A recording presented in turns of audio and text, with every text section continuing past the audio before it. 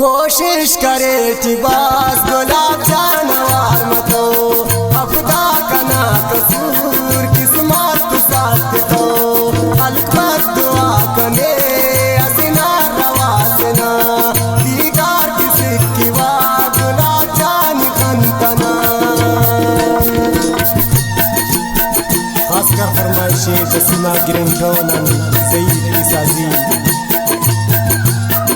तो कम खास कर फरमाइशे लतीफ मेरना गमिनन बाकिर नसीम।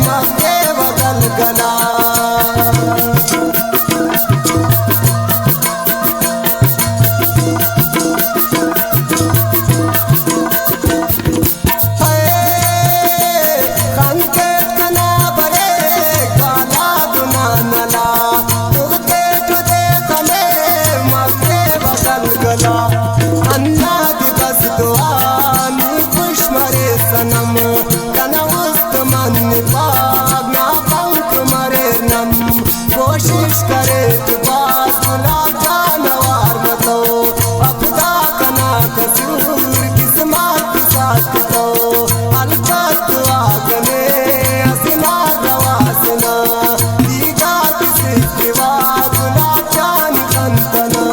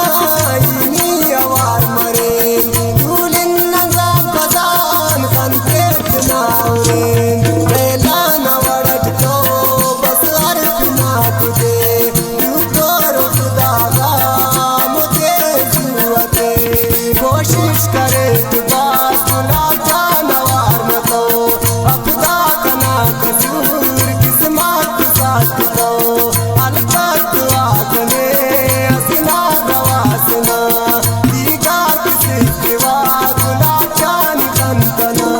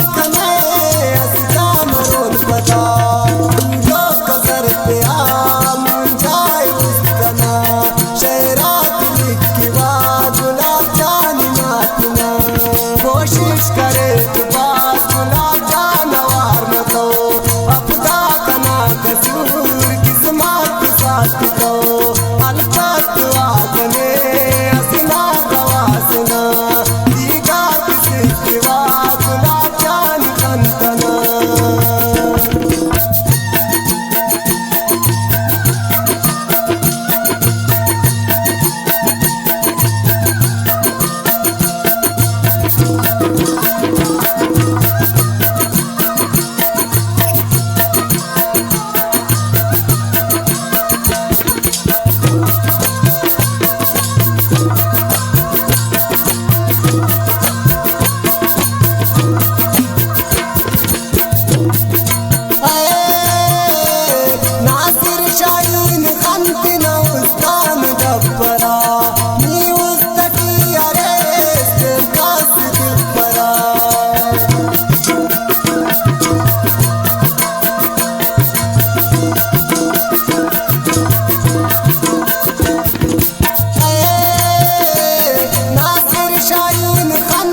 وسطان دبرا ني وسطي هريت قص شعبرا النبي بس دواني تشمر السنم كان وسط من بار ما فوت مرنم کوشش کرے